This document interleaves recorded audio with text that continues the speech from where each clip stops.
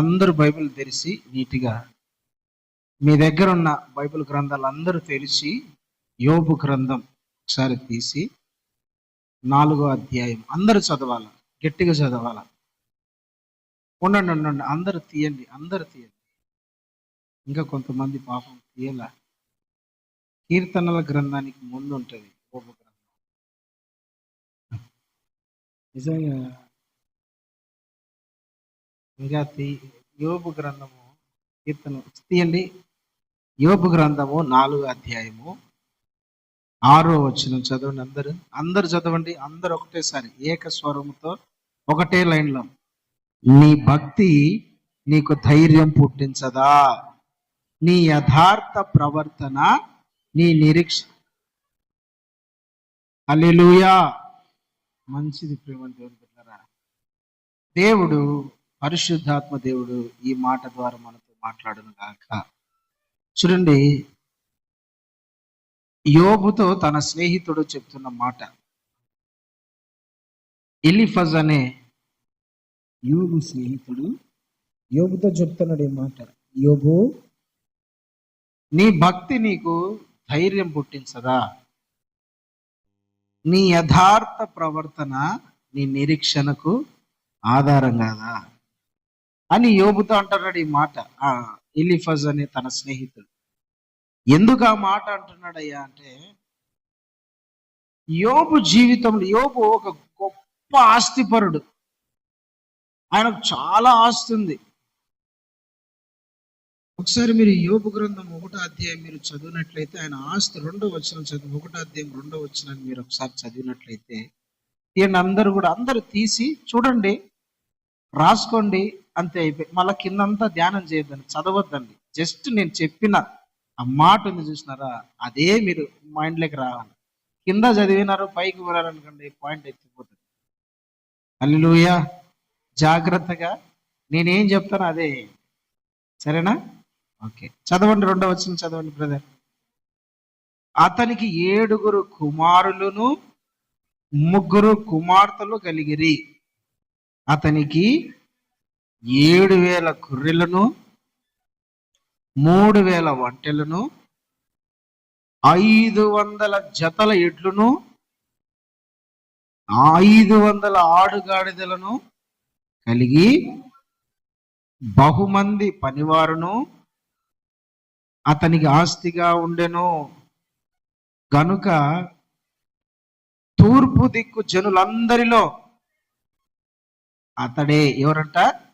అతడే గొప్పవాడిగా ఉన్నాడంట. హల్లెలూయా, హల్లెలూయా. 7 కూతుర్లు 3 కుమారులంట, 1000 పొట్టెళ్ళు, 500 జతల ఎద్దులు, 500 గాడిదలు. చూడండి ఎంత ఆస్తి అంట.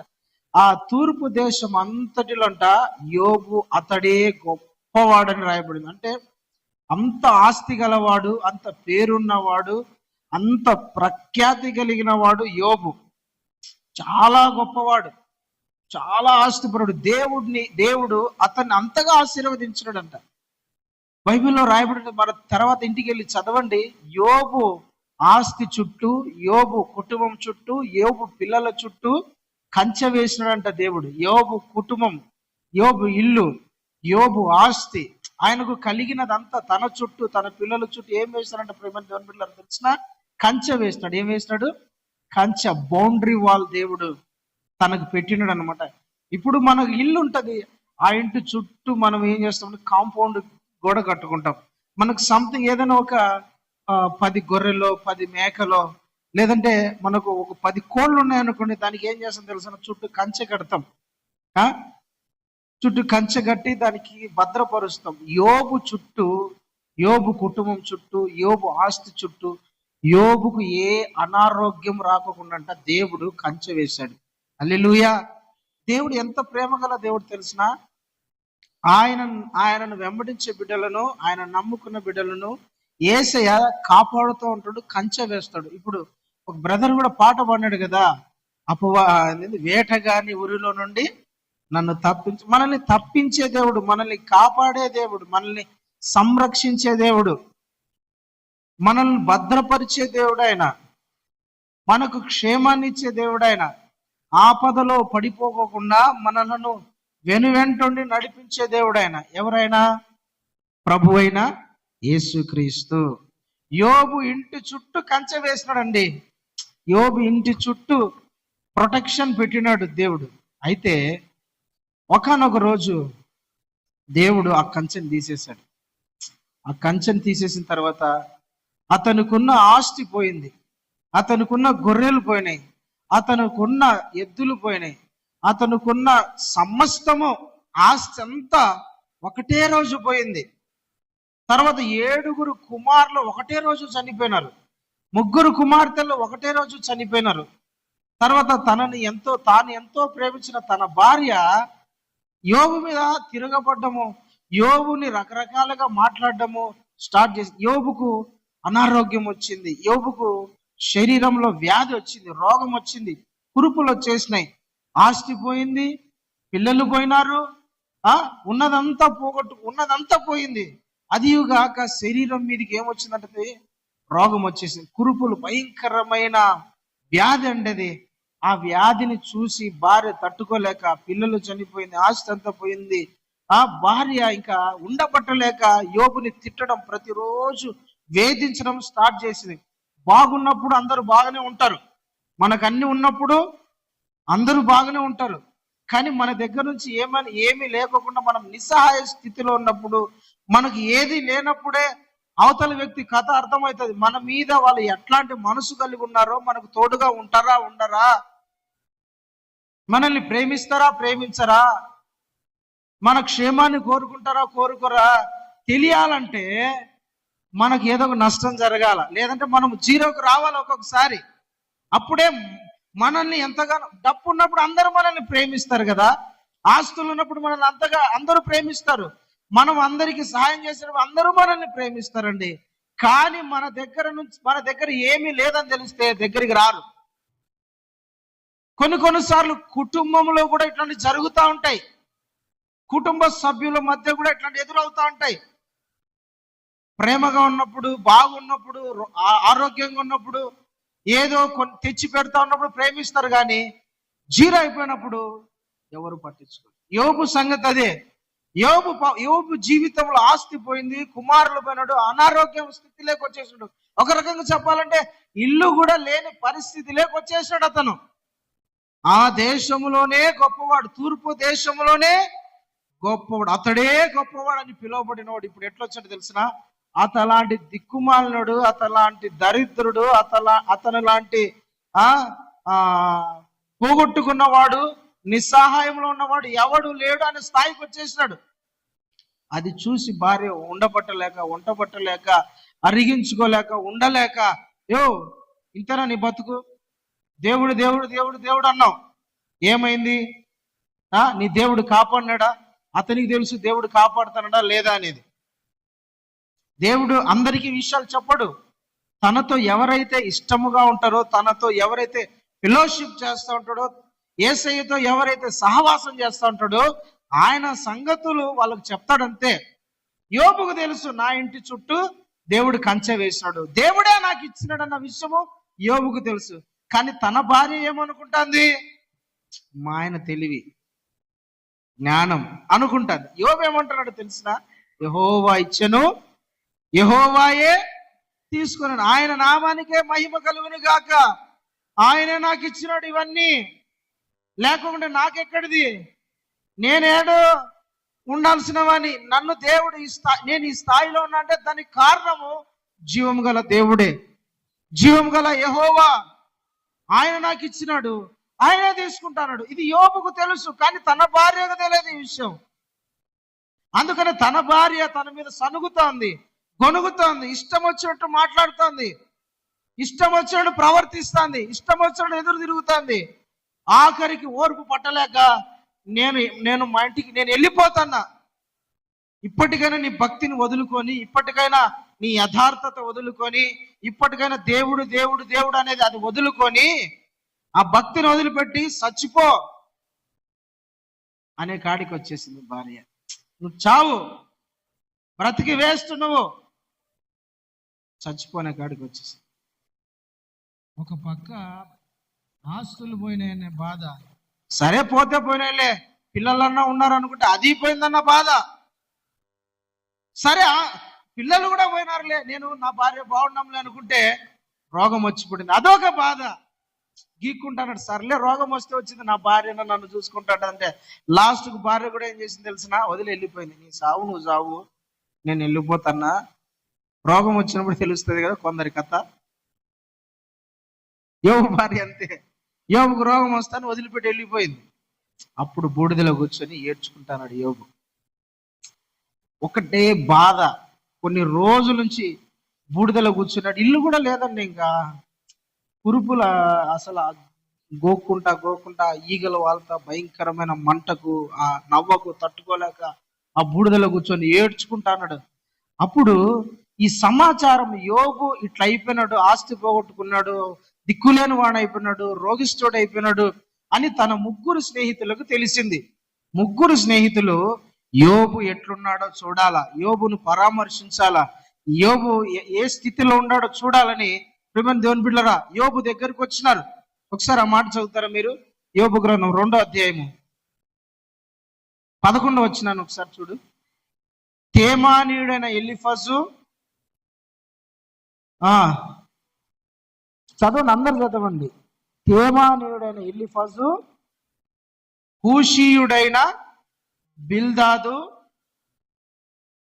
నయమాతీయుడైన జోఫరు అను యోబు ముగ్గురు స్నేహితులు అతనికి సంభవించిన ఆపదలన్నిటిని గురించి వినిన వారై అతనితో కలిసి దుఃఖించుటకును అతనిని ఓదార్చుటకును పోవలనని ఆలోచించుకొని తమ తమ స్థలములను విడిచిరి.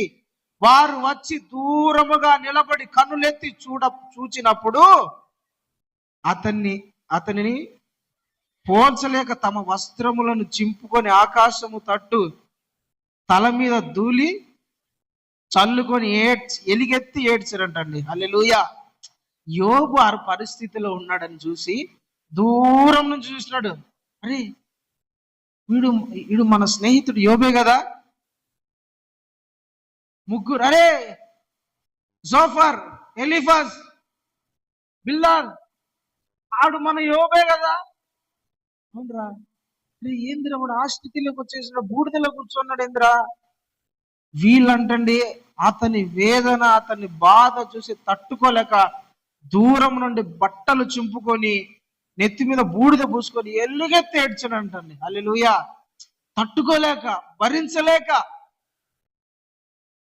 కొన్ని రోజులు యోబుతో మాట్లాడకుండా పక్కన కూర్చోన్నారంట. యోబు సంగతి ఎందుకు ఇట్లా అయిపోయాడు అని ధైర్యం చేసుకొని తన స్నేహితుడైన ఒకడు ఎలీఫజ్ అనే ఒక వ్యక్తి వచ్చి యోబు దగ్గర కూర్చున్నాడు.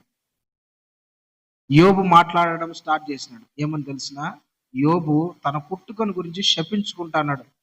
నేను పుట్టకపోయింటే బాగుండు, నేను పుట్టి తప్పు చేసిన, నేను పురిటిలో ఉండగానే చచ్చిపోయింటే బాగుండు, నా తల్లి గర్భంలోనే నేను చనిపోయింటే బాగుండు, నాకు ఈ పరిస్థితి ఉండేది కాదు కదా, నా జీవితం ఇట్లా అయిపోయేది కాదు కదా, నేను ఎందుకు పుట్టి, నాకెందుకు ఈ స్థితి, ఎందుకు ఇంత ఘోరమైన బాధ నేను అనుభవించాలా, ఎందుకు ఈ రోగాన్ని అనుభవించాలా, ఎందుకు ఈ నష్టాన్ని అనుభవించాలా, ఎందుకు నాకు మానసికమైన వేదన, ఎందుకు నాకు ఈ ఒంటరితనం అని యోబు 3వ అధ్యాయం అంతా ఏడ్చుకుంటున్నాడు.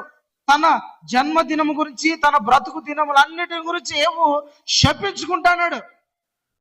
అంటే తనను తాను తిట్టుకుంటాడు. ఒక రకంగా చెప్పాలంటే ఆ బాధను తట్టుకోలేక బూడిదలో కూర్చొని బూడిద చల్లుకుంటా, గీక్కుంటా, ఏడ్చుకుంటా, రొమ్ము కొట్టుకుంటా, బాధతో నేలకేసి కొట్టుకుంటా, నేను పుట్టకపోయింటే బాగునిందు, నా తల్లి గర్భములో ఉండగా మా తల్లి ఏదో తాగి నన్ను చంపేసింటే బాగుంది కదా, పిండములో ఉండగానే నేను పడిపోయింటే బాగున్నది కదా, నాకు ఈ పరిస్థితి వచ్చేది కాదు కదా అని బాధపడుతూ ఉన్నప్పుడు ఒక స్నేహితుడు ధైర్యం చేసుకొని యోబు దగ్గరకు వచ్చి కూర్చొని మాట్లాడుతున్నాడు. యోబు, బాధపడదు, ఇన్ని సంవత్సరాలు నువ్వు భక్తి చేసినావు కదా, ఇది ఇన్ని సంవత్సరాలు. యోబు తన స్నేహితుడైన ఎలీఫజ్ యోబుతో మాట్లాడుతున్న విషయం ఇది. నీ భక్తి నీకు ధైర్యం పుట్టించదా? నీ యథార్థ ప్రవర్తన నీ నిరీక్షణకు ఆధారము కాదా? హల్లెలూయా. ఆ మాట అనడానికి ముందండి ఒకసారి పై వచనం చదవండి, 3వ వచనం. 4:3. అనేకులకు నీవు బుద్ధి నేర్పిన వాడవు, బలహీనులను చేతులను బలపరిచిన వాడవు, నీ మాటలు త్రొట్టిల్లు వారిని కృంగిపోయిన మోకాళ్ళు గల వారిని నీవు ఇంత శక్తివంతుడవయ్యా. నువ్వు ఎవరైనా కృంగిపోతా అంటే బాధల్లో ఉంటే వాళ్ళ దగ్గరికి వెళ్ళి నువ్వు మాట్లాడి వాళ్ళని బలపరిచిన వాడవు కదా. బుద్ధి లేని వాళ్ళ దగ్గరికి పోయి వాళ్ళు బుద్ధి మాలిన పనికి మాలిన చేష్టల్లో చేస్తా వాళ్ళ జీవితాలను పాడు చేసుకుంటా ఉంటే వాళ్ళ దగ్గర పోయి జ్ఞానపు మాటలు, బుద్ధి మాటలు, దేవుని మాటలు చెప్పి వాళ్ళను ధైర్యపరిచింది నువ్వే కదా. కృంగిపోతా ఉన్నప్పుడు, బలహీన పడుతా ఉన్నప్పుడు, ఏడుస్తా ఉన్నప్పుడు వాళ్ళ దగ్గర పోయి వాళ్ళను బలపరిచింది నువ్వే కదా. బలహీనుల దగ్గర పోయి బలపరిచిన నువ్వే కదా. నువ్వే ఎందుకు ఇట్లా అయిపోయినావు అని చెప్తా ఈ మాట మాట్లాడు. నీ యథార్థత, నీ భక్తి నీకు ఆధారంగా ధైర్యం పుట్టించదా? చాలమ్మా, నీ భక్తి నీకు ధైర్యం పుట్టించదా? హల్లెలూయా, హల్లెలూయా. ఇప్పుడు చెప్పండి, యోబు చిన్నప్పటి నుంచి తాను దేవునిలో భక్తిపరుడుగా ఉన్నాడు. దేవుడే సర్టిఫికెట్ ఇచ్చాడు అతని గురించి.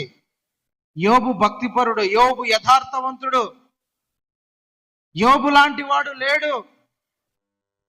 యోబు పరిశుద్ధుడిగా బ్రతికినాడు, యోబు చక్కగా బ్రతికినాడు, నా సేవకుడుగా ఉన్నాడు యోబు అని దేవుడే యోబు గురించి సర్టిఫికెట్ ఇచ్చినాడు. భక్తిపరుడు, భయభక్తులు గలవాడని. అయితే శ్రమ వచ్చినప్పుడు ఏమైపోయిందంట తెలిసిన, ఇతని భక్తి కదిలింది. ఏమైంది? కదిలిపోయింది. ఒకప్పుడు ఏమన్నాడు? యెహోవాయే ఇచ్చను, యెహోవాయే తీసుకున్నాడు. కానీ శ్రమ దినము ఇతనికి, శ్రమలు ఇతని జీవితంలో వచ్చేసరికి, నష్టం ఇతని జీవితంలో వచ్చేసరికి, రోగం ఇతని జీవితంలో వచ్చేసరికి, వ్యాధి ఇతని జీవితంలోకి వచ్చేసరికి, ఒంటరితనం ఇతను అనుభవించేసరికి ఇతని భక్తి ఏమైపోయింది తెలిసిన, ఇతనికి ధైర్యము పుట్టించడంలా ధైర్యము చెడిపోయిన వాడిగా ఉన్నాడు. అప్పుడు తన స్నేహితుడు అంటాడు, నీ భక్తి నీకు ధైర్యం పుట్టించదా? నువ్వు ఇన్నేళ్ళు చేసిన భక్తి నీకు ధైర్యం పుట్టించదా? ప్రతిరోజు పొద్దునే లేచి నీ కోసం, నీ పిల్లల కోసం బలులు అర్పించేవాడివి కదా, దహన బలి ఇచ్చేవాడివి కదా, ప్రతిరోజు పొద్దున లేచి ప్రార్థన చేసేవాడివి కదా, చీకట్లో 3 గంటలకు లేచి నీ కోసం, నీ కుటుంబం కోసం, సంఘము కోసం, నీ పరిస్థితులన్నిటి కొరకు నువ్వు ప్రార్థన చేసేవాడివి కదా, బైబిల్ చదివేదానివి కదా, బైబిల్ చదివేవాడివి కదా. కానీ ఇప్పుడు ఏమైంది నీ భక్తి? ఆ భక్తి నీకు ధైర్యం పుట్టించడం లేదా? నీకు వచ్చిన శ్రమ, నీకు వచ్చిన నష్టము, నీకు వచ్చిన బాధ, నీకు వచ్చిన రోగము, ఇవన్నిటికన్నా నీ భక్తి వీటిలో నీకు ధైర్యం కలగజేయడం లేదా? ధైర్యం పుట్టించడం లేదా నీ భక్తి? నువ్వు చేసిన భక్తి, నువ్వు చేసిన ప్రార్థన, నువ్వు పాడిన పాటలు, నీ ఆరాధన, నువ్వు చదివిన వాక్యం, విన్న వాక్యము నిన్ను ధైర్యపరచలేకపోతుందా? చాలా మంది భక్తి చేస్తున్నారు, కానీ భక్తిలో ఏం లేదు, ధైర్యం లేదు. నీ విశ్వాసం, నీ భక్తి నీకు ధైర్యాన్ని పుట్టిస్తుందా? హల్లెలూయా, హల్లెలూయా. భక్తి, మనము చేసే భక్తి మనకేం పుట్టించాలా? ధైర్యం పుట్టించాలా. మనం చేసే భక్తి మనకు ధైర్యం పుట్టించకపోతే, నీకు నాకు, దేవుని ప్రజలని పిలబడే వాళ్ళకు ధైర్యం పుట్టించకపోతే, ఆ భక్తి దేవునికి ఇష్టమైనది కాదు. నీ భక్తి నీకు ధైర్యం పుట్టించాలా. చావు బతుకుల్లో కూడా నేను చేసిన భక్తి నన్ను బ్రతికిస్తుంది. హల్లెలూయా. హిజ్కియా రాజు మరణ పడకలో ఉన్నాడంట. ఎక్కడున్నాడు? చావు బ్రతుకులో. 3 రోజుల్లో చనిపోతాడు అతడు. క్యాన్సర్ రోగంతో బాధపడుతున్నాడు. రాజుల 2వ గ్రంథంలో ఉంటుంది, 20వ అధ్యాయంలో మన చదువుకోండి. హిజ్కియా మరణకరమైన రోగంతో మంచం మీద పడుకొని కిటికీ వైపు చూస్తా, దేవాలయం వైపు చూస్తా ఏడ్చుకుంటా ఉన్నాడు. మరణ భయంతో, ప్రభా నేను చావడానికి సిద్ధంగా ఉన్నా. అంతలేక దైవజనుడు వచ్చినాడు, నిశ్చయంగా నువ్వు 3 రోజులు చచ్చిపోతా అని చెప్పినాడు. ఇంకా భయం పట్టుకునింది.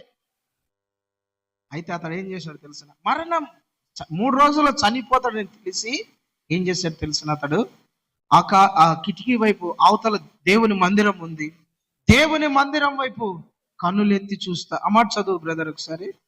రాజుల 2వ గ్రంథము 20వ అధ్యాయం. అతడు తన ముఖమును గోడ తట్టు తిప్పుకొని, యెహోవా, యథార్థ హృదయుడునై సత్యముతో నీ సన్నిధిని నేను ఎట్లు నడుచుకుంటునో, నీ దృష్టికి అనుకూలంగా నేను ఎట్లా జరిగించుతునో కృపతో ఒకసారి జ్ఞాపకం చేసుకోమని ఏం విడిచినంట, కన్నీళ్లు విడచుచు యెహోవాకు ప్రార్థన చేశాడు. హల్లెలూయా. చనిపోతున్నాడని తెలిసి, 3 రోజుల్లో చనిపోతున్నాడని తెలిసి మంచం మీద పడుకొని దేవుని మందిరం వైపు చూస్తా. అందుకని నేను చెప్పేది ఏంటంటే, దేవుని మందిరానికి రావాలనేది. ఎక్కడ రావాలా? దేవుని మందిరంలోకి రావాలా. అతనికి దేవుని మందిరం అంటే చాలా ఇష్టం అండి. హిజ్కియాకు. చాలా మందికి దేవుని మందిరానికి రారు, కానీ మోకరించి ప్రార్థన అయితే చేస్తారు, ప్రభా స్వస్థపరచని. ఎందుకు జ్ఞాపకం చేసుకుంటాడు? నువ్వు మందిరంలో నీ ప్రవర్తన, నీ మందిరంలో నీ భక్తి దేవునికి తెలియాలి కదా. భక్తి పరులని దేవునికి తెలియాలా లేదా? ఎట్ట తెలుస్తుంది భక్తి పరులని? బైబిల్ పట్టుకొని ప్రార్థన జరిగినప్పుడల్లా దేవుని మందిరానికి వస్తే భక్తి పరులని తెలుస్తుంది. ఆదివారం వచ్చే వాళ్ళని భక్తి పరులని ఎందుకు అంటారు? ఏదో ఆదివారం అట్లా కాదండి. ఈ హిజ్కియా మరణకరమైన చావు బ్రతుకులలో 3 రోజులు చనిపోతాడని తెలిసి వ్యక్తి దేవుని మందిరాన్ని వైపు చూస్తా కన్నీటితో ప్రార్థన చేస్తాడు, ప్రభా నన్ను ఒకసారి జ్ఞాపకం చేసుకో ప్లీజ్. నేను నీ సన్నిధిలో ఎట్లా బ్రతికినానో తెలుసు కదా, ఎట్లా ప్రవర్తించానో తెలుసు కదా, ఒకసారి జ్ఞాపకం చేసుకోయ్యా, ఒక్కసారి ఆలోచించు ప్రభా. ప్రియులారా, దేవుని పిల్లలు, అతని ప్రార్థన విని 3 రోజుల్లో చనిపోవలసిన వాడు 15 సంవత్సరాలు బ్రతికినాడంట. దేవునికి మహిమ కలుగును గాక. హల్లెలూయా. 3 రోజుల్లో చనిపోవలసిన వాడు 15 సంవత్సరాలు బ్రతికాడు. మన భక్తి మనకేం పుట్టించాలా? ధైర్యాన్ని పుట్టించాలా. నీ భక్తి ధైర్యాన్ని సచ్చే సావు బతుకులో చనిపోయే స్థితిలో ఉన్నా సరే నీ భక్తి నిన్ను ధైర్యం పుట్టించి బ్రతికేటట్లు చేయాలి. నిన్ను కృంగిపోకూడదు. నీ భక్తి నిజమైతే స్టాండర్డ్గా ఉంటుంది. యోబుతో అంటున్నాడు, నీ భక్తి నీకు ధైర్యం పుట్టించదా? చాలా నష్టాలలో ఉన్నాడు, ఏమి లేని స్థితిలో ఉన్నాడు, ఒంటరితనంలో ఉన్నాడు, ఎక్కడో ఉండిపోయినాడు, పాపము ఇల్లు కూడా లేని స్థితిలో ఉన్నాడండి. అలాంటి టైంలో తన స్నేహితుడు జ్ఞాపకం చేస్తాడు, నీ భక్తి నువ్వు చేసిన ఇంతసేపు ఇన్ని రోజులు చేసిన భక్తి నీకు ధైర్యం పుట్టించదా? అరే ఏమి లేదురా నా దగ్గర, భార్య పోయింది, పిల్లలు పోయినారు, ఆస్తి పోయింది, రోగం వచ్చింది, ఇల్లు పోయింది, అన్ని పోయినాయి, ఏముందని నేను భక్తి చేయాలా? స్నేహితుడు అంటాడు, నీ భక్తి నువ్వు చేసిన భక్తి నిజమైందైతే ధైర్యం పుట్టించాలి. హల్లెలూయా, హల్లెలూయా. చాలా మంది ఏమంటారంటే, నష్టం జరిగినప్పుడు ఏం చేసినాడండి దేవుడు, నాకు ఏం చేసినాడని నేను దేవుని నమ్మాలా? ఏం చేసినాడని దేవుని నేను వెంబడించాలా? ఏం చేసినాడని దేవుని మందిరానికి రావాలా? ఏం చేసినాడని అన్యజనులు ఇట్లా మాట్లాడతారు. ఏం చేసినాడని నేను దేవుని వెంబడించాలా? ఏం చేసినాడని ప్రార్థన చేయాలా? ఏం చేసినాడని నేను ఎందుకు ఆరాధించాలా? ఏం చేసినాడని నా బతుకు ఇంకా ఇట్లా ఉంది. నువ్వు నిజమైన భక్తి ఎప్పుడైనా చేసింటే ఆ మాటలు మాట్లాడను. నీ భక్తి నేను ధైర్యం లేక నడిపిస్తుంది. కృంగిపోవద్దు, బలహీనపడద్దు, ధైర్యంగా ఉండు. ప్రియమైన దేవుని బిడ్డలారా, ధైర్యంగా ఉండాలి. మన భక్తి మనకు ధైర్యాన్ని తీసుకొచ్చి పెట్టాలి. హల్లెలూయా. మన ప్రార్థన మనల్ని ధైర్యపరచాలా, మనము చదివే వాక్యము మనల్ని ధైర్యపరచాలా, మనం వెళ్ళే ఆరాధన మనల్ని ధైర్యపరచాలా, మనం చేసే దేవుని పరిచర్య మనల్ని ధైర్యపరచాలా. నా దేవుడు నా ప్రార్థన విని, నా దేవుడు నా భక్తిని చూసి, నా దేవుడు నా యథార్థ ప్రవర్తనను జ్ఞాపకం చేసుకొని నన్ను ఈ పరిస్థితి నుంచి విడిపించగల సమర్థుడు. నేను నా ధైర్యాన్ని విడిచిపెట్టకూడదు. నా ధైర్యాన్ని నేను పట్టుకొని ఉంటే నా భక్తికి తగిన బహుమానం ఆయన ఇస్తాడు. హల్లెలూయా. హెబ్రీ పత్రికలో ఒక మాట ఉంది, 3వ అధ్యాయం ఒకసారి చదవండి, ఆ మాట చదవండి. హెబ్రీలకు రాసిన పత్రిక 3వ అధ్యాయము 6వ వచనాన్ని చదవండి. అయితే క్రీస్తు కుమారుడై ఉండి ఆయన ఇంటి మీద నమ్మకముగా ఉన్నాడు. ధైర్యమును నిరీక్షణ వలన ఉత్సాహమును తుదమట్టుకు స్థిరముగా చేపట్టిన ఎడల మనమే ఆయన ఇల్లు. హల్లెలూయా. ఎప్పటి వరకు పట్టుకోవాలంట ధైర్యాన్ని? తుదమట్టుకండి, ఆఖరి వరకు ధైర్యాన్ని మనం అట్ట పట్టుకొని ఉంటేంట మన భక్తి మనకు ధైర్యాన్ని పుట్టించాలండి. మనం చేసే భక్తి మనకు ధైర్యాన్ని పుట్టించాలి. నా దేవుడు ఏ స్థితిలో నుంచైనా సరే నన్ను విడిపించగల శక్తివంతుడు, సమర్థుడైన. అబ్రహాము చేసిన భక్తి అతనికి ధైర్యం పుట్టించింది. లేని వాటిని ఉన్నట్టుగా, ఉన్న వాటిని లేనట్టుగా చేయగల సమర్థుడైన ఆయన నమ్మినాడు కాబట్టి దేవుడు అతని విశ్వాసులకు తండ్రి చేసినాడు. ఆమేన్, హల్లెలూయా. మనము చేసే భక్తి మనకు ధైర్యాన్ని పుట్టిస్తే ఆ ధైర్యంలో నుండి దేవుడు కార్యం చేస్తాడు. తిరిగి వాళ్ళగా ఉండకూడదు, ధైర్యవంతులుగా ఉండాలి. దేవుడికి సింహములా ఉండాలంట. ఎట్లుండాలా? భక్తి విషయంలో సింహములాగా ఉండాల. భక్తి విషయంలో ఎప్పుడు ధైర్యవంతులుగా ఉండాలా. భక్తి విషయంలో రాడ్ తేలిన వాళ్ళుగా ఉండాలా. భక్తి విషయంలో ఎప్పుడు కూడా కదిలిపోకూడదు. మనం భక్తి విషయంలో ప్రేమ దేవుని బిడ్డలారా ఎప్పుడు కూడా బలహీన పడకూడదు.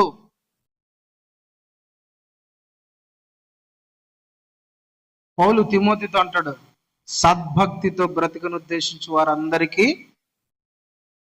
చదవలేదా ఈ మాట మీరు? తిమోతి 2వ పత్రిక 2వ అధ్యాయం ఒకసారి ఆ మాట చదవండి. తిమోతికి రాసిన 2వ పత్రిక 3వ అధ్యాయము 12వ వచనం చదవండి. క్రీస్తు యేసునందు మంచి భక్తితో సద్భక్తితో బ్రతక ఉద్దేశించు వారందరూ హింస పొందుతారు. హల్లెలూయా. మంచి భక్తి చేస్తే ఏమొస్తుందని తెలిసిన? హింసలు వస్తాయి. మన భక్తి మనకు ధైర్యాన్ని పుట్టించాలి. మనం చేసే భక్తి మనకు ధైర్యాన్ని పుట్టించాలండి. హల్లెలూయా. దేవునికి మహిమ కలుగును గాక. దావీదు భక్తి చేస్తున్నాడు, అరణ్యంలో తిరుగుతున్నాడు, తన దేవుని గురించి పాటలు పాడుతున్నాడు, ప్రార్థన చేసుకుంటున్నాడు, తన దేవుని గురించి ధ్యానం చేస్తున్నాడు. దీవారాత్రులు అంటే రాత్రి పగళ్ళు దేవుని ధర్మశాస్త్రం బైబిల్ని రాత్రి పగళ్ళు చదువుతా ఉన్నాడు. టైం దొరికినప్పుడల్లా ప్రార్థన చేసుకునేవాడంట, ఆరాధన చేసుకునేవాడంట. ఎప్పుడు అతడు ఏం చేసేవాడంటే దేవుని ఆరాధించేవాడు, స్తుతించేవాడు, దేవుని మహిమపరిచేవాడు, దేవుని గురించి పాటలు పాడేవాడు. భక్తిపరుడండి. అతని భక్తి ఏం చేసి తెలుసునా? ఒకానొక రోజు సమస్య వచ్చి పడింది.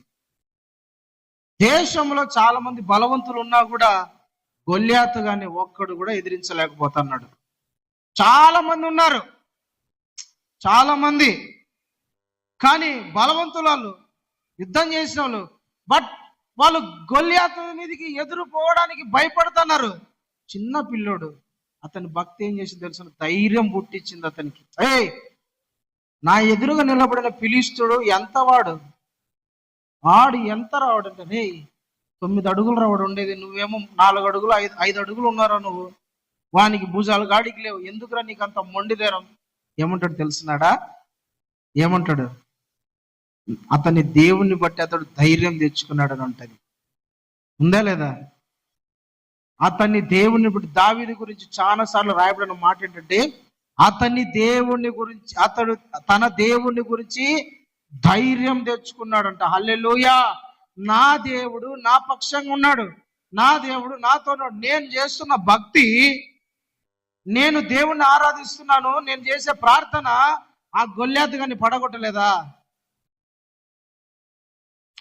దేశంలో చాలా మంది ఉన్నారు, కానీ దావీదు ప్రియులరా తన భక్తిలో ఉన్న ధైర్యాన్ని, తన భక్తిలో ఉన్న విశ్వాసాన్ని దేవుడు తన జీవితంలో చేసిన కార్యాలను బట్టి ముందుకు వెళ్ళిపోయినాడు. నీ భక్తి ఏం చేస్తే తెలుసు? నీకు ధైర్యాన్ని పుట్టించాలి. సమస్యను చూసి భయపడకూడదు.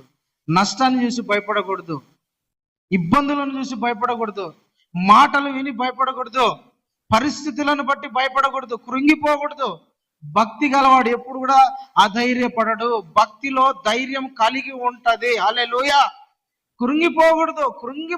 కృంగిపోతానం అంటే చేతగాని వాళ్ళం అని అర్థం. కృంగిపోతానం అంటే మన భక్తిలో స్టాండర్డ్ లేదని అర్థం. కృంగిపోతానం, పడిపోతానము, ప్రతిసారి పాపములో పడిపోతానం కారణం ఏంటంటే భక్తిలో నికాసైన భక్తి చేయడంలా, స్టాండర్డ్ భక్తి లేదు. బలహీన పరచబడుతున్నాం అంటే కారణము నికాసైన దేవుడు మన దగ్గర కోరుకున్నంత భక్తి జీవితం మనలో లేదని అర్థం. మనలో భక్తి ఉంటే, దేవుడు చెప్పినట్టుగా మనం భక్తి చేస్తుంటే మనం ధైర్యంగా ఉంటామండి. పరిస్థితులకు ఎప్పుడు భయపడడం మనం. హల్లెలూయా, దేవునికి స్తోత్రం. యోబు భార్య వచ్చింది, చచ్చిపోరా, సూసైడ్ చేసుకుని సావు. ఇన్ని రోజులు దేవుడు దేవుడు అన్నావు. ఏం దేవుడు రా నీ దేవుడు? పనికి మళ్ళోడా. నీ దేవుని దేవుడు నేను నమ్ముకొని ఆస్తులు పోగొట్టుకున్నావు, పిల్లల్ని పోగొట్టుకున్నావు, ఇల్లును పోగొట్టుకున్నావు, ఆఖరికి నీ రోగం తెచ్చి పెట్టుకున్నావు. ఏం చేస్తున్నాడు నీ దేవుడు? చచ్చిపోయాడికైనా పోయి నీ భక్తి అని అనింటది. యోబు తన మాటలు విని సచ్చింటే, యోబు తన భార్య మాట విని సచ్చింటే, ఎవరో మాటలకు నువ్వెందుకు భయపడేది, కృంగిపోయేది? ఎవరో మాటలు నువ్వెందుకు బలహీన పడతావు? ఎవరో అన్నారని నువ్వెందుకు మరణాన్ని ఎత్తుకొని పోతావు? ఎవరో ఏదో అన్నారని నువ్వెందుకు చావాలా? నీ ప్రాణం వాళ్ళది కాదు కదా, నీ బ్రతుకు వాళ్ళది కాదు, నువ్వు తింటున్న తిండి వాళ్ళది కాదు, నీకు ఇచ్చిన ఆరోగ్యం వాళ్ళేలా, నిన్ను బ్రతికిచ్చింది వాళ్ళు కాదు, సంతోషంలో పెట్టింది నిన్ను వాళ్ళు కాదు, దేవుడు నిన్ను పెట్టాడు. ఎవరో అన్నారని మనం చనిపోతే ఎట్లా? వాళ్ళ మాటలు కృంగిపోకూడదు, బలహీన పడకూడదు. మనుషులు రకరకాలుగా అంటాడు, కానీ మన భక్తి ఏం చేయాలి తెలిసిన? ధైర్యాన్ని పుట్టించాలి. హల్లెలూయా, హల్లెలూయా. ఎవరో ఏదో అన్నారని మరణాన్ని ఎత్తుకుంటా వెళ్ళేది ఏందండి? మనం సావుని ఎత్తుకుంటా వెళ్ళేది ఏంది? ఎవరు ఏదో అన్నారు, దేవుడు మనల్ని పోషించేది. యెహోవా ఇచ్చెను, ఆయన తీసుకుంటాడు. తీసుకున్నాడు మళ్ళా ఇవ్వడం తెలియదా? తీసుకున్న ఆయన మళ్ళా ఇవ్వడం తెలియదా? కోట్ట మళ్ళా రెండింతలకు వచ్చి పడుతుంది. ఇక్కడ నుంచి మన భక్తి ఎంత స్లోగా వెళ్తుందో ఆ నుంచి దేవుని దగ్గర రిఫ్లెక్ట్ అంత ఎక్కువగా వస్తుంది. అవునా కదా? హల్లెలూయా. పైకి ఎగిరేసినప్పుడు తక్కువే. దేవుడు ప్రియమైన దేవుని బిడ్డలారా, ఇచ్చిన దేవుడు మరలా తీసుకుంటాడు, మరలా నూరంతలు ఇస్తాడు. గుర్తుపెట్టుకున్నది. మన దగ్గర నుంచి, యోబు దగ్గర నుంచి దేవుడు కొంతనే తీసుకున్నాడు అనుకోండి, దేవుడు మరలా ఎంత ఇచ్చినాడు? డబల్ ఇచ్చినాడు. ఎంత? డబల్ ఇచ్చినాడు, రెండంతలు ఇచ్చినాడు. యోబు దగ్గర నుంచి పోయింది కొంచెమే, కానీ దేవుడు మరలా దానికి రెండంతలు ఇచ్చినాడు. హల్లెలూయా. భక్తిలో ఉన్న నిరీక్షణ, భక్తిలో ఉన్న ధైర్యాన్ని నువ్వు పట్టుకొని ఉంటే కృంగిపోకుండా, శ్రమలు వచ్చినప్పుడు, శోధనలు వచ్చినప్పుడు, ఇబ్బందులు వచ్చినప్పుడు, ఎవరైనా ఏదైనా లేనిపోని సూటిపోటి మాటలని నిన్ను అన్నప్పుడు నువ్వు ఓర్చుకొని నిలబడి సహిస్తే దేవుని కార్యాలు నీ జీవితంలో చూస్తావు, అనుభవిస్తావు. నువ్వు నీ భక్తిని నువ్వు సాధనం చేసుకోవాలండి. నీ భక్తిని నువ్వు పెంచుకోవాలా.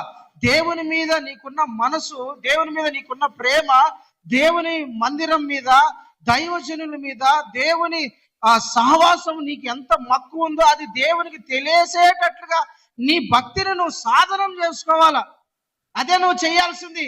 భక్తి సాధనం చేసినప్పుడు భక్తిలో ఉన్న ధైర్యాన్ని నువ్వు అనుభవిస్తావు. భక్తి సాధన నీకు లేకపోతే భక్తిలో ఉన్న ధైర్యం వలన వచ్చే ఫలాన్ని నువ్వు అనుభవించలేవు. దేవునికి స్తోత్రం. హల్లెలూయా. తిమోతితో పౌలు అది అంటాడు, తిమోతి నీ భక్తిని నువ్వు సాధనం చేసుకో, ప్రాక్టీస్ చేయి. సాధనం చేయాలా. భక్తి ఎట్లా చేయాలా? ఇంకా ఎక్కువసేపు ఎట్లా ప్రార్థన చేయాలా? ఇంకా నేను దేవునితో ఎట్లా గడపాలా? ఇంకా నేను ఎక్కువగా పాటలు ఎట్లా పడాలా?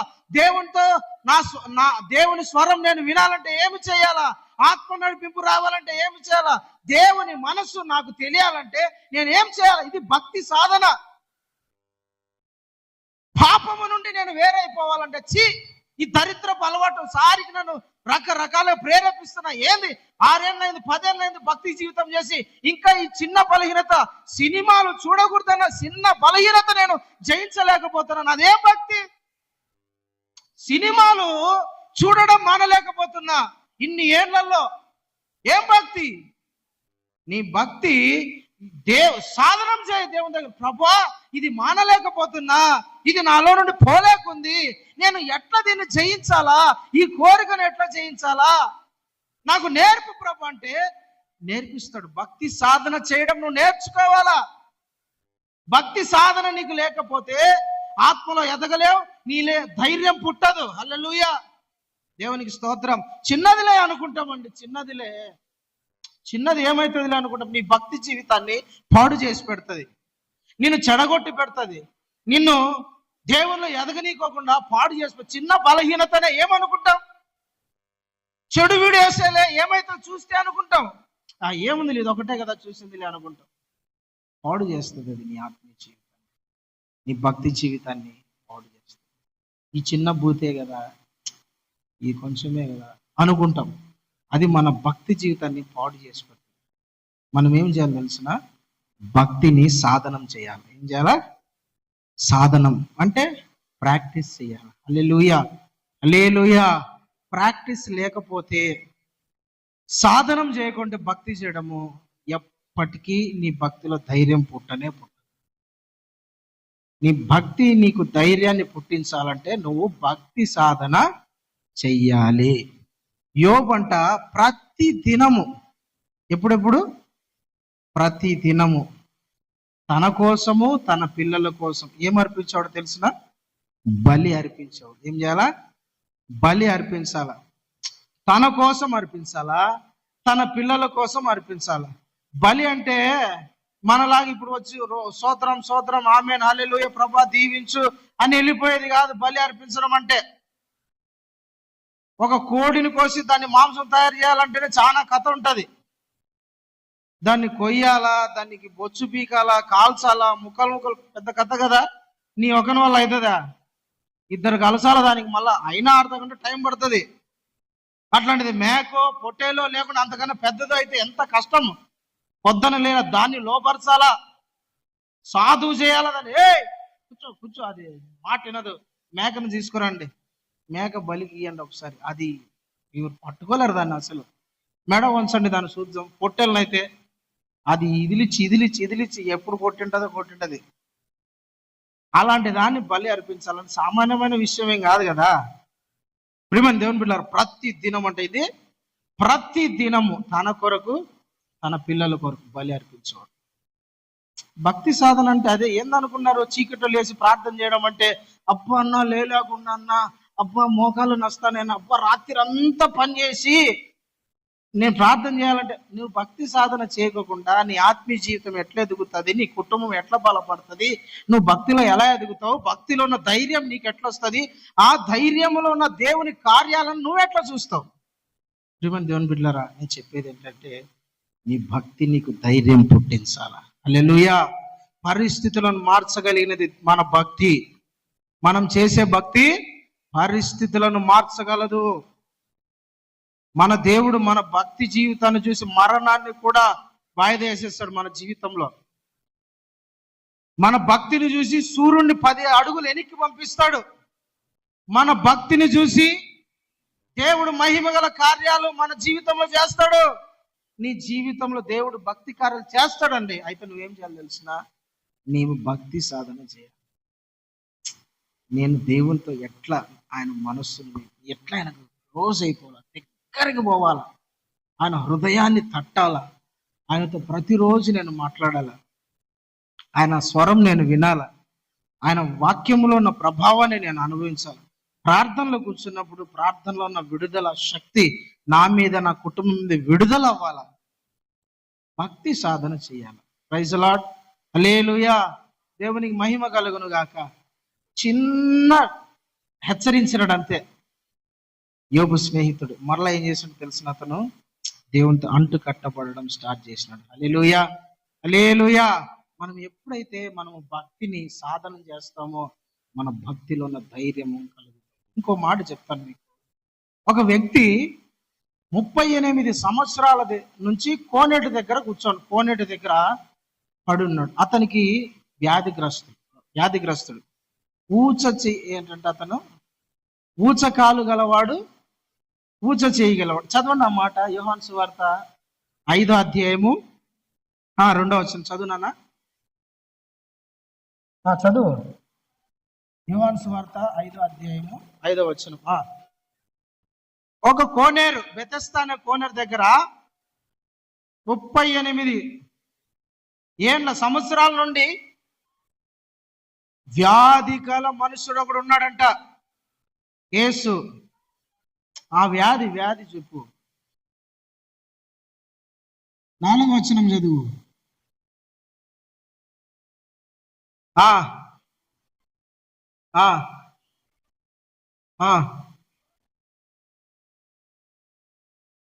నీరు కదిలించిన తర్వాత మొదట ఎవరు నీళ్ళలోకి దిగుతాడో వాడు ఎలాంటి వ్యాధి గలవాడైనా సరే స్వస్థపరచబడతాడు.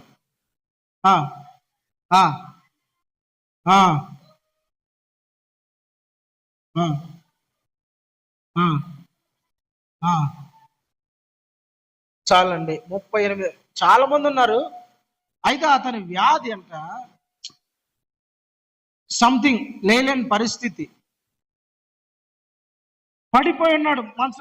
ఒక చోట అతన్ని తీసుకొచ్చి ఆడ 38 సంవత్సరాలు 38 సంవత్సరాలు. ఈ ఒక కోనేరు ఉంది, బెతెస్దా అనే కోనేరు. ఆ కోనేటికి పేరు బెతెస్దా. కోనేటికి సంవత్సరానికి ఒకసారి దేవుని దగ్గర నుంచి దేవదూత దిగొస్తాడు. ఆ నీళ్ళను అట్లా కదిలించి, దేవదూత వచ్చిన విషయం వెళ్ళిన విషయం ఎవరికి తెలియదు. సంవత్సరానికి ఒక్కసారి వచ్చి ఆ కోనేరంతా నీళ్ళని ఒక్కసారి కదులుతాయి. కదిలినప్పుడు ఏం చేస్తారంటే ఎలాంటి వ్యాధిగ్రస్తుడైనా సరే ఆ నీళ్ళలోకి దుంకేస్తే వ్యాధి బాగా అయిపోతుంది. ఈ వ్యక్తి ప్రియమైన దేవుని పిల్లలు 38 సంవత్సరాల నుంచి ఆ కోనేటి దగ్గరే ఉన్నాడు. 38 సంవత్సరాల నుంచి. ఎన్ని సంవత్సరాలు? 38 సంవత్సరాల నుంచి వ్యాధితో, బలహీనతతో అట్లా ఉన్నాడు. అయినా అతని ధైర్యం చెడిపోయిందా? నేను ఈరోజు చదివిన మాట అద్భుతంగా, అసలు ఈ వాక్యం ధ్యానిస్తుంటే మనం ఏదో న్యాచురల్గా అట్లా చదువుకుంటా పలాని వ్యక్తిని దేవుడు బాగు చేసినాడని మనం ఆలోచిస్తాం. కానీ అతని ధైర్యము చూడండి, అతని విశ్వాసము, అతని భక్తి, అతని విశ్వాసం, అతని ధైర్యం, అతని భక్తి. 38 సంవత్సరాలు ఎదురు చూస్తూనే ఉన్నాడు అక్కడ. ఏదో ఒక సంవత్సరమైన నా బతుకింత ఇంకా నేను నీళ్ళలో పడేదా, 1 సంవత్సరం, 2 సంవత్సరాలు, 3 సంవత్సరాలు, 4 సంవత్సరాలు, మహా అంటే ఒక 5 సంవత్సరాలు చూస్తారు. 38 సంవత్సరాలు అతను ఎట్లయినా సరే నేను ఈ కోనేటిలోకి దిగాలన్నా అతని విశ్వాసం, నిరీక్షణ చూడండి. ఎట్లయినా నేను బాగుపడాలి, ఎట్లయినా నేను బాగు కావాలా, ఎట్లయినా నేను స్వస్థత పడాలా. 38 సంవత్సరాల కోనేటి దగ్గరే ఉన్నాడంట. 38 సంవత్సరాలు ఎదురు చూస్తాడంట. అక్కడ రాయబడిన మాట 6వ వచనంలో యేసయ్య వస్తాడు చూడండి. యేసు వాడు పడి ఉండుట చూచి, వాడు అక్కడ పడి ఉన్నాడంట. పడి ఉండుట ఎన్ని సంవత్సరాలు? 38 సంవత్సరాల నుంచి ఎదురు చూస్తూనే ఉన్నాడు. నిరీక్షణతోనే ఉన్నాడు, విశ్వాసంతోనే ఉన్నాడు, ధైర్యంతోనే ఉన్నాడు. అతని ధైర్యము చెడిపోలా. ఏదో ఒక రోజు దేవదూత అట్ట నీళ్లు కదిలిస్తాడు. నేను పోయి ఎట్లయినా సరే ఎవడో ఒకడు కాళ్ళైనా పట్టుకుంటా, అయ్యా నీళ్ళలో పడేయండి అయ్యా, సార్లు ఎట్టొకటి నేను బాగా అవుతా. ఎవడు కూడా, స్వార్థపరులు ఎక్కువ అయిపోతారు కదా, స్వార్థపరులు మనుషులు. ఈయన్నేందిలే, ఒరే 10 సంవత్సరాల నుంచి ఈయన ఉండవు పెద్ద ఆయన, నువ్వు ఉండి నేను దించుతానేవాడు ఎవడు ఉన్నాడు. వానికి కాలు నొప్పి రానిలే, నేనే పోయి దుంకిట్టాడు. కానీ పెద్ద ఆయన 10 సంవత్సరాల నుంచి ఉండవు, రా నేను తీసుకుపోయి నీళ్ళలో దించుతా. స్వార్థపరులు. ఈ వ్యక్తి 38 సంవత్సరాల నిరీక్షణతో ఎదురు చూసినాడు. వాడు పడి ఉన్నట్టు ఎవరు చూసినారంట? యేసు చూస్తాడు. హల్లెలూయా. నీ ధైర్యాన్ని చూస్తాడు, నీ విశ్వాసాన్ని చూస్తాడు, నీ నిరీక్షణను చూస్తాడు, నీ భక్తిని చూస్తాడు దేవుడు.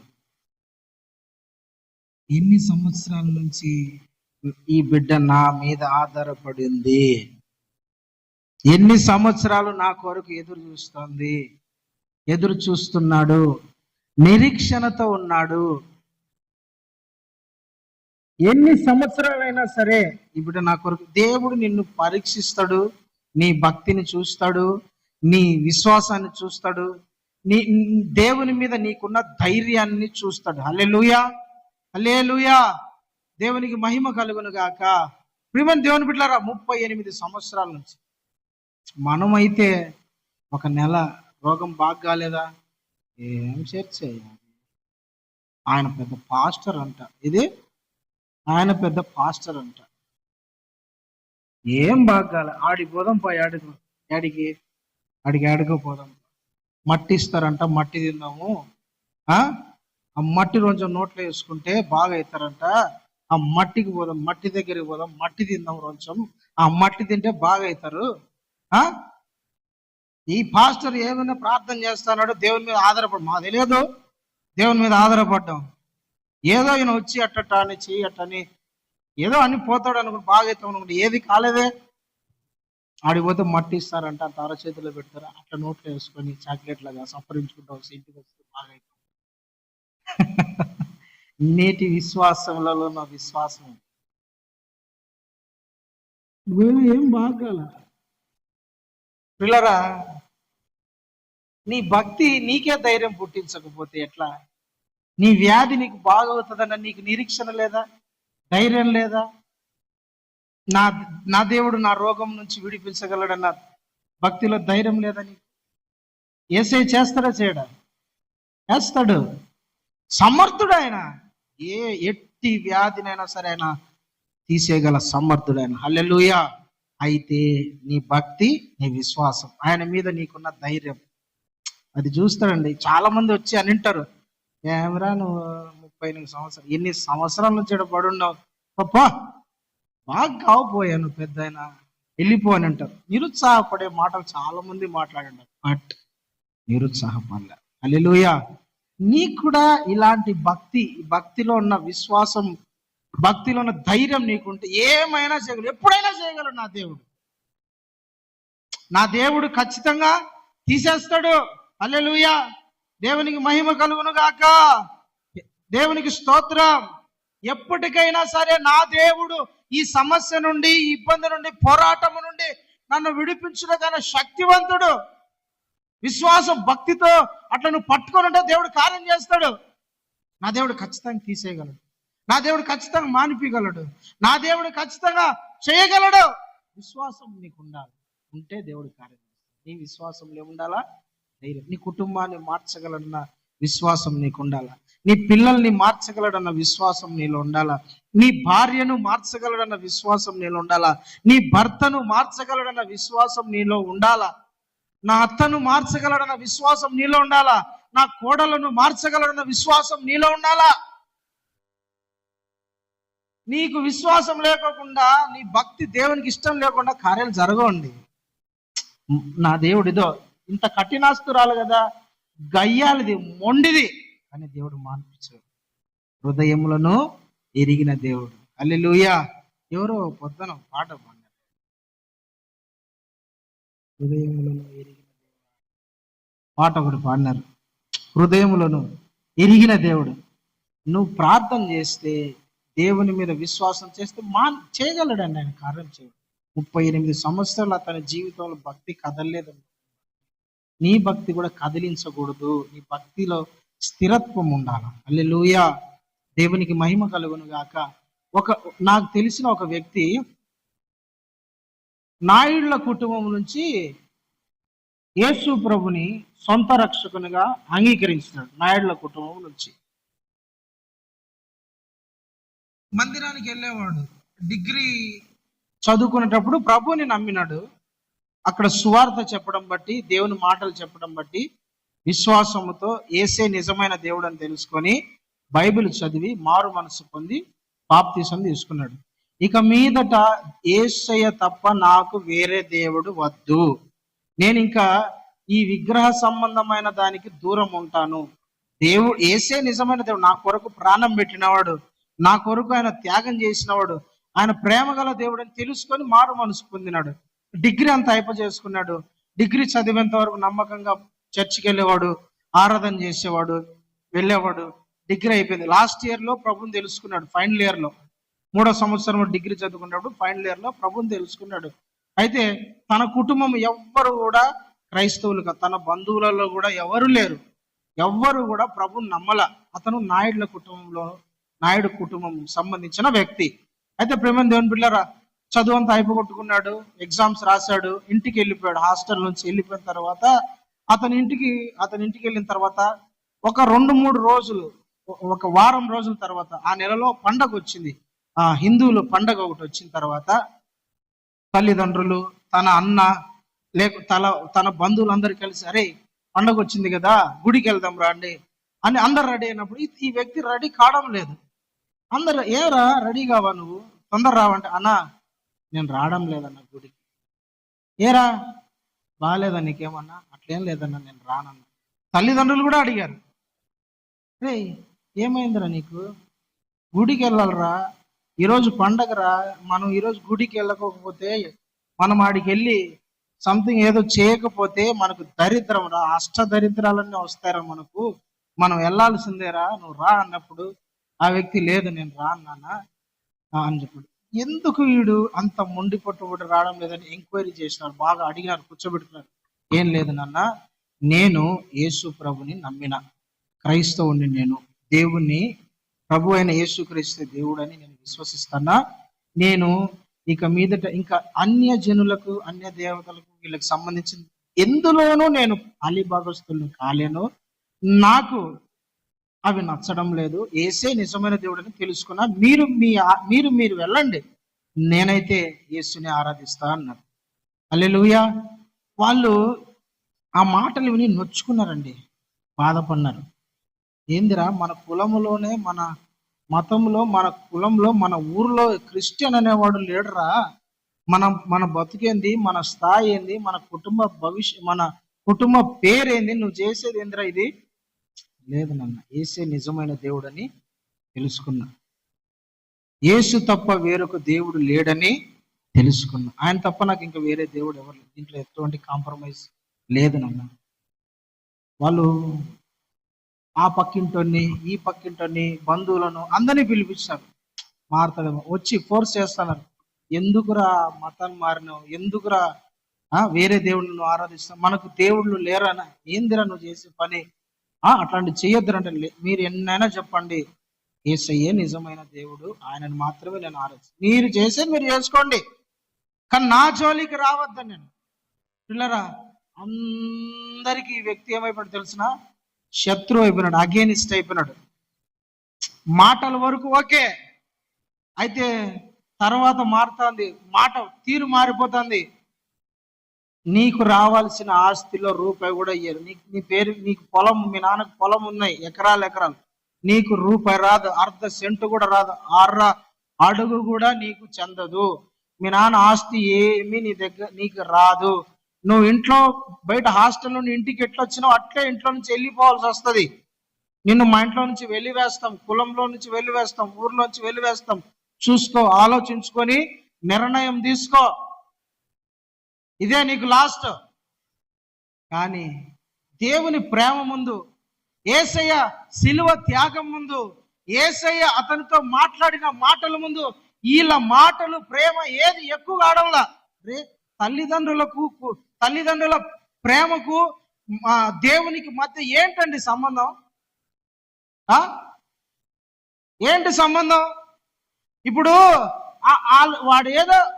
వాడు దేవుని ఆరాధించుకుని పోనీలే అనుకోరు, లేదంట. దేవునికి స్తోత్రం, హల్లెలూయా. వాడు ఆరాధించుకుంటాడు అనుకోరు. ఇప్పుడు ఇంట్లో అందరూ ఒకటే చేసుకున్న తర్వాత బయటికి వాడు వచ్చి ఏరే ఫుడ్ తినొస్తాడు. అరే ఎందుకు తినొచ్చినవరా, వాని ఇష్టంలే అంటారు.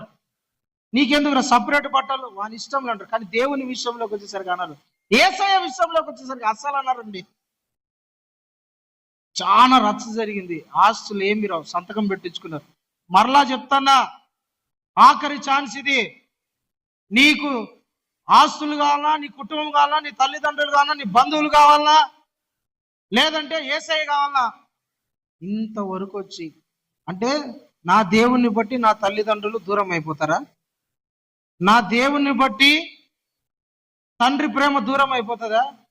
నా దేవుణ్ణి బట్టి ఇంతవరకు నా బంధువు వరకు నా బంధువు దూరం అయిపోతాడా? ఇంతవరకు నా దేవుని, నా యేసయ్యని బట్టి నా కులం అనుకునే వాళ్ళు దూరం అయిపోతారా? అంటే మీరంతా దొంగ ప్రేమ నటించినారు ఇంతవరకు. కాబట్టి మీ ప్రేమ నాకు అవసరం లేదు. యేసయ్య నిజమైన దేవుడు తెలుసుకొని బయటకు వచ్చేసాడు. హల్లెలూయా. ఆస్తులు వద్దనుకున్నాడు, అంతస్తు వద్దనుకున్నాడు, నాకు బంధువులు వద్దనుకున్నారు. పోనీ అవసరం నాకు యేసయ్య చాలు. ఆయన నన్ను ప్రేమించే దేవుడు, నన్ను గొప్ప చేసేవాడు. ₹10 కూడా తీసుకోకుండా బయటకు వచ్చేసినాడు. 6 సంవత్సరాల్లో ఒక ఊర్లో మహిమ గల మందిరాన్ని కట్టించినాడు దేవుడు. హల్లెలూయా, హల్లెలూయా. తల్లిదండ్రులు పోయి, కుమారుడా తెలుసుకున్నాడు ఏం చేస్తున్నాడో వాడంటే, పలానా ఏరియాలో మందిరం కట్టుకొని చర్చిలో వాడు పాస్ట్ అయినాడంట. చెప్పుకుంటా వస్తున్నారు. అతని దగ్గరికి 100 మంది పోతున్నారంట. నాయన ఆశ పుట్టింది, నా కుమారుని దగ్గరికి పోదామని వచ్చినారు. చూసినారు అతడు ఎంత గొప్పవాడైనాడో. వేల మంది మధ్య అతని గణపరచడము, పాస్టర్ అనడము, అతని మాటలో సాత్వికం, ప్రేమ అయిన చూసి తల్లిదండ్రులు కూడా మారు పొందినాడు. హల్లెలూయా, దేవునికి స్తోత్రం. నీ కులం నిన్ను ఎదిరించిన, నీ బంధువులు నిన్ను ఎదిరించిన, నీ భక్తిలో ఉన్న ధైర్యము వదలకూడదు. దేవునికి స్తోత్రం కలుగును. హల్లెలూయా. 38 సంవత్సరాల నుంచి నిరీక్షణ, అతని భక్తి, అతని విశ్వాసం వదల్లా. నా దేవుడు బాగా చేస్తాడు, నా దేవుడు మార్చగలడు, నా దేవుడు సర్వశక్తి గల దేవుడు, ఆయన ఏమైనా చేయగలిగిన, సాధ్యం చేయగలిగిన వాడు. ఆయన మీద నేను విశ్వాసంతో నా భక్తిని నేను నిరూపించుకున్నట్లయితే ఆయన గొప్ప కార్యం చేస్తాడు. దేవునికి మహిమ కలుగును గాక. నీ భక్తి ఎప్పుడు కూడా సన్నగిల్లిపోకూడదండి. నీ భక్తి ఎక్కడ కూడా పడిపోకూడదు. నేను భక్తి చేస్తున్నాను, నువ్వు భక్తి చేస్తున్నావు. ఉదాహరణ చెప్తూ చూడండి. ఒక మాట, ఒక విషయం జరిగింది. ఒక యవనస్తురాలు, నాకు తెలిసిన సిస్టర్, యూనివర్సిటీ, తిరుపతి యూనివర్సిటీకి వెళ్ళింది. పిహెచ్డి చేయడానికి తిరుపతి యూనివర్సిటీకి అక్కడికి వెళ్ళింది. ఎస్వి యూనివర్సిటీకి వెళ్ళింది. ఆమె క్రిస్టియన్ కదా, కొంచెం పద్ధతిగా, నిండు వస్త్రాలు, అలంకరణ లేకుండా భక్తి పరురాలాగా కాలేజీకి వెళ్ళింది. అక్కడ ఉండే ఫ్రెండ్స్, కొత్తగా జాయిన్ అయింది కదా, ఈమె పిహెచ్డి స్కాలర్స్ ఉంటారు, ప్రొఫెసర్లు ఉంటారు, పెద్ద పెద్దలు ఉంటారు. వాళ్ళందరూ వచ్చి, అమ్మ ఏం పేరు ఇది, అది ఇది అని పరిచయం చేసుకుంటా, ఎక్కడి నుంచి వచ్చినా, పలానా చోటు నుంచి వచ్చిన, ఎవరంటే క్రిస్టియన్ అనేది అంటానే ప్రేమిరా. అప్పటి వరకున్న మాటలని ఒకసారి దూరం అయిపోయింది. అప్పటి వరకున్న మాటలన్నీ అస్సలండి పక్కకు కూడా రానిచ్చేవాళ్ళు కాదంట. ఈమె కంప్యూటర్ దగ్గర పోయి, కంప్యూటర్ ఖాళీ ఉంది కదా అని కూర్చుందామని పోయినప్పుడు కావాలని వచ్చి కూర్చుంటారంట. ఏం పని లేకపోయినా సరే, కావాలనే సరే అట్లా చేసేవాళ్ళు. రకరకాలుగా మనం టార్చర్ పెట్టేవాళ్ళు. అంటే చిన్న చిన్న విషయాలే కానీ మనిషిని ఏం చేస్తాయి, కృంగదీస్తాయి, మానసికంగా ఇబ్బంది పెట్టినట్లే. కావాలనే తొందరగా వాళ్ళు ఓపెన్ చేయడము, కంప్లైంట్లు ఇవ్వడము, రకరకాలు చేస్తానంట. అయినా సరే ఎక్కడ కూడా తన ధైర్యాన్ని విడిచిపెట్టుకోకుండా ధైర్యంగా నిలబడింది. హల్లెలూయా, దేవునికి స్తోత్రం. ఒక్కరిని ఒక మాట అనుకోకుండా, ఒక్కరిని ఒక ఏమనుకోకుండా ప్రార్థన చేసుకుంటే సైలెంట్కి వెళ్ళిపోయేది. ప్రభు మిమ్మల్ని దీవించినాక ప్రార్థన చేస్తాం. మన భక్తి ఏం చేయాలి తెలిసిన, ఇతరులకు ధైర్యాన్ని పుట్టించాలా. ఆమేన్. దేవుని బిడ్డలంటే ఇట్లా ఉంటారయ్యా అనేటట్లు చేయాలి. మిమ్మల్ని దేవుని బిడ్డలారా, నీ భక్తి నిన్ను ధైర్యపరచాలి. యోబు భక్తి యోబుని ధైర్యపరిచింది. 38 సంవత్సరాల నుంచి నీటి కోనేటి దగ్గర ఉన్న వ్యక్తి భక్తి అతన్ని ధైర్యపరిచింది. తర్వాత పౌలు భక్తి, అపోస్తులైన పౌలు భక్తి, ఒకనొక రోజు యెరూషలేముకి వచ్చినాడు. యెరూషలేములో దేవాలయంలోకి వచ్చి ప్రార్థన చేసుకొని పోవాలనుకున్నాడు.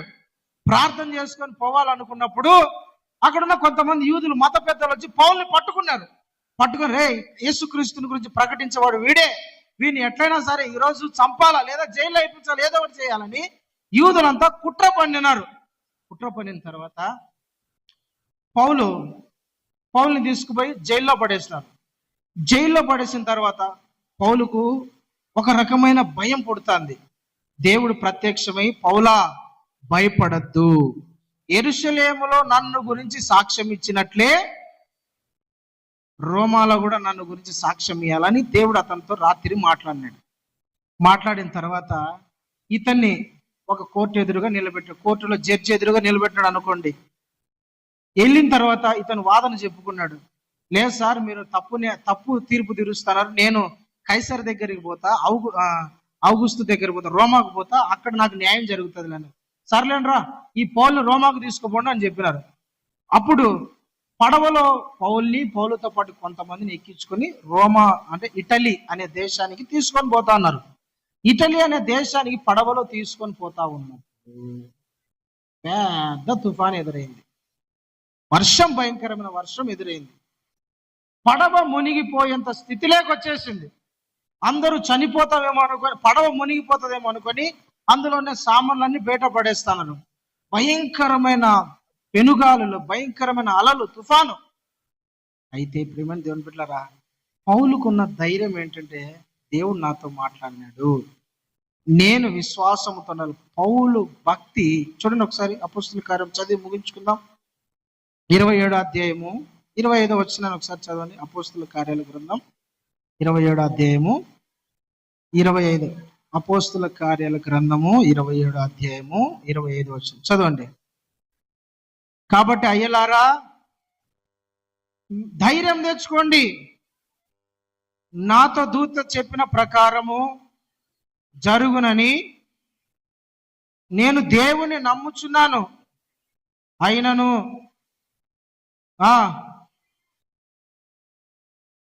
హల్లెలూయా, అందరికి భయం వేస్తుంది. ఏమని?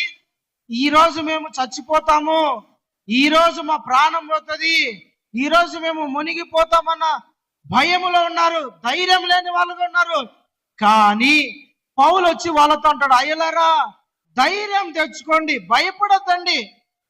దేవుడు నాతో రాత్రి మాట్లాడినాడు. నేను నిన్ను రోమాలో నిన్ను నిలబెట్టి వాడుకుంటానని నాతో చెప్పినాడు. మీరు నాతో ఉన్నారు కాబట్టి మీకేం కాదు. ఇదే, మీరు నాతో ఉన్నారు కాబట్టి మీకేం కాదు. నన్ను కాపాడిన దేవుడే నాతో ఉన్న మిమ్మల్ని కూడా కాపాడుతాడు. హల్లెలూయా. మీరు నమ్మండి, విశ్వాసంతోనండి. ప్రియమైన దేవుని బిడ్డలారా, మన భక్తి మనకు ధైర్యం పుట్టించడమే కాదు, మన భక్తి ఇతరులకు కూడా ధైర్యం పుట్టించాలా. మన భక్తి మనలే బ్రతికించడం కాదు, మన భక్తి ఇతరులను కూడా బ్రతికించాలా.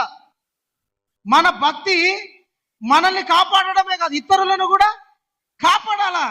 మన భక్తి ఇతరులను కూడా బ్రతికించేటట్టు చెయ్యాలి. హల్లెలూయా, దేవునికి స్తోత్రం. ఇతని భక్తి చూడండి. పౌలు విశ్వాసం అవతల వ్యక్తిలో నమ్మకాన్ని పెంచింది. బ్రతుకుతాము అన్న విశ్వాసం అతనిలో కలిగేటట్లు చేసింది. నీ భక్తి నిన్ను ధైర్యపరచడమే కాదు, నీ భక్తి ఇతరులను కూడా ధైర్యపరచగలదు. ఆమేన్, హల్లెలూయా. నీ భక్తి ఇతరులను కూడా ధైర్యపరచాలి. నీ భక్తి ఇతరులను కూడా నిలబెట్టాలి. నీ భక్తి ఇతరులను బ్రతికించాలి. నీ భక్తి ఇతరులను నిలబెట్టాలి. హల్లెలూయా, హల్లెలూయా. మన భక్తి మనల్ని కాదు, ఇతరులను కూడా బ్రతికించేంత భక్తిలోకి మనం రావాలి. ఇతరులను కూడా ప్రభు వైపు నడిపించేంత భక్తిలోకి రావాలి. ఇతరులను కూడా ప్రాణమును పోయగలిగిన భక్తిలోకి మనం రావాలి. హల్లెలూయా, హల్లెలూయా. అలాంటి భక్తి పరులుగా మనం ఉండాలి. అంటే మన భక్తులు ఏముండాలో తెలిసిన ధైర్యం ఉండాలి. ఏముండాలా చెప్పండి, ఏముండాలా? ధైర్యం ఉండాలి. ఉందా నీ భక్తిలో ధైర్యం? నీ భక్తి ఈరోజు నువ్వు పరిశీలన చేసుకో, ఆత్మ పరిశీలన చేసుకో. నీ భక్తి నీకు ధైర్యాన్ని కలిగిస్తుంది. ధైర్యం. ఇప్పుడు బాగున్నావు, పరిస్థితులన్నీ నీకు బాగున్నాయి, అన్ని అనుకూలంగా ఉన్నాయి. సిచ్యువేషన్స్, యోబు లాంటి సిచ్యువేషన్ నీకు ఎదురవుతుంది. అలాంటి సిచ్యువేషన్ నీ జీవితంలో ఎదురైనప్పుడు నీ భక్తి నీకు ధైర్యాన్ని పుట్టించగలదా? ఆత్మ పరిశీలన చేసుకో. నీ భక్తి నిన్ను బ్రతికించగలదా? నీ భక్తి దేవుని ఎదుట నిన్ను నిలబెట్టగలదా? నువ్వు చేసే భక్తి, నువ్వు చేసే ప్రార్థన, నువ్వు చేసే ఈ భక్తి జీవితం నిన్ను దేవుని ఎదుట నిలబెట్టగలదా? ఇది ప్రశ్న. హల్లెలూయా, హల్లెలూయా. దేవునికి స్తోత్రం. ఒకసారి ఆలోచించండి. ఇన్నేళ్ళు నువ్వు భక్తి చేస్తున్నావు, ఎదురుగా సింహము